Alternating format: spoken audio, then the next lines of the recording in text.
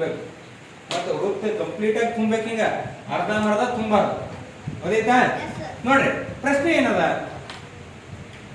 ಈ ನಾಲ್ಕು ಆಕೃತಿಗಳಲ್ಲಿ ಮೂರು ಆಕೃತಿಗಳು ಕೆಲವು ವಿಧದಲ್ಲಿ ಸಮನಾಗಿವೆ ಮತ್ತು ಒಂದು ಆಕೃತಿಯು ವಿಭಿನ್ನವಾಗಿದೆ. ವಿಭಿನ್ನ ಅಂದ್ರೆ ಏನು? ಬೇರೆ ತರ. ಸಮನಾಗಿದೆ ಅಂದ್ರೆ ಅದ್ರ ತರನೇ ಅದ ಅಂತಂದ್ರೆ ಸಮನಾಗಿದೆ ಅಂತ ಗೊತ್ತಾಗ್ತದೆ.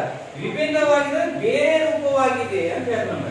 ವಿಭಿನ್ನವಾಗಿದೆ ಆಕೃತಿಯನ್ನು ಆರಿಸಿ ಸರಿಯಾದ ವೃತ್ತವನ್ನು ಸಂಪೂರ್ಣವಾಗಿ ತುಂಬಬೇಕು. ಗೊತ್ತಾಯ್ತಾ ಪ್ರಶ್ನೆ? ಪ್ರಶ್ನೆ ಏನಿದೆ ಹೇಳಿ ಒಂದ್ಸರಿ ಓದೋಣ. ಯಾರು ಓದಿರೋದು ಪ್ರಶ್ನೆ? ನಾವು ಓದ್.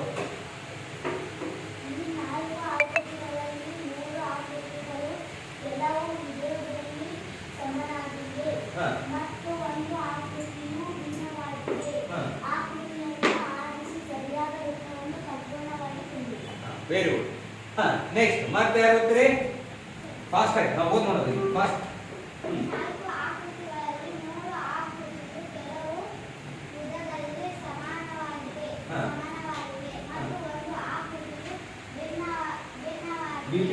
ಭಿನ್ನವಾಗಿದೆ.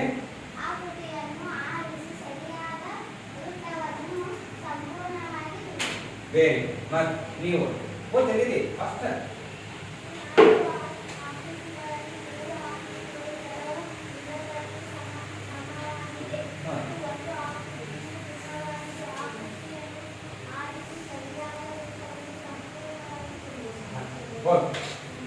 ಗೊತ್ತಾಯ್ತಾ ಪ್ರಶ್ನೆ? ಆಕೃತಿಗಳಂದ್ರೆ ಡೈಗ್ರಾಮ್. ಈ ಆಕೃತಿಗಳಂದ್ರೆ ಡೈಗ್ರಾಮ್.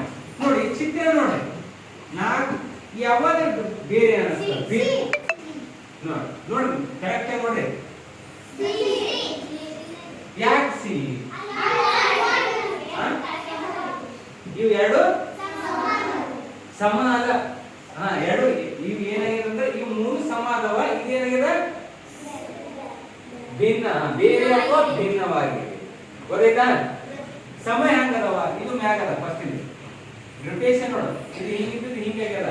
ಇದು ಏನಾಗಿದೆ ಅಂದ್ರೆ ಒಂದೇ ಡೈರೆಕ್ಷನ್ ಎರಡು ಕೆಳಗೆ ಬಂದವ. ಅದಕ್ಕೆ ಏನಾಗಿದೆ ಡಿಫ್ರೆಂಟ್ ಆಗ್ಯದ. ಇದು ಭಿನ್ನವಾಗಿ. ಇದಕ್ಕೆ ಏನ್ ಮಾಡ್ಬೇಕು? ಎದಕ್ಕೆ ವೃತ್ತ ಹಾಕಬೇಕು? ಈ ಪ್ರಶ್ನೆ ನೋಡ್ಬೇಕು. ಅದಕ್ಕೆ ಕನ್ಫ್ಯೂಷನ್ ಆಗಬಾರ್ದು. ಮಾನಸಿಕ ಸಾಮರ್ಥ್ಯ ಅಂದ್ರೆ ಈ ನಾಲ್ಕು ಆಕೃತಿಗಳಲ್ಲಿ ಮೂರು ಆಕೃತಿಗಳು ಕೆಲವು ವಿಧದಲ್ಲಿ ಸಮಾನವಾಗಿವೆ ಮತ್ತು ಒಂದು ಆಕೃತಿಯು ಭಿನ್ನವಾಗಿದೆ. ಆ ಆಕೃತಿಯನ್ನು ಯಾವುದು ಭಿನ್ನವಾಗಿದೆ ಆ ಆಕೃತಿಯನ್ನು ಆರಿಸಿ ಸರಿಯಾದ ವೃತ್ತವನ್ನು ಸಂಪೂರ್ಣವಾಗಿ ತುಂಬಬೇಕು. ಇನ್ನು ಯಾವಾಗ ತುಂಬಬೇಕು? ಈಗ ಹ್ಯಾಂಗ ತುಂಬ್ತೀರಿ?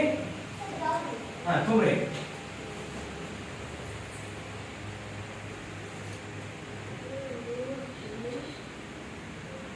ತುಂಬಿದ್ರ? ತುಂಬಾ ಅಡ್ವಾನ್ಸ್ ತುಂಬಿದೇನು? ಗೊತ್ತಾಯ್ತಾ? ಈಸಿ ಇದಲ್ಲ? ಈ ರೀತಿ ಎಷ್ಟು ಪ್ರಶ್ನೆಗಳು ಇರ್ತಾವ ಅಂದ್ರೆ 4. ಇಲ್ಲ ಬೇರೆ ಬೇರೆ ಇರ್ತಾವ 4. ಈ ರೀತಿಯಾಗಿ ಏನಿತ್ತು ಪ್ರಶ್ನೆ?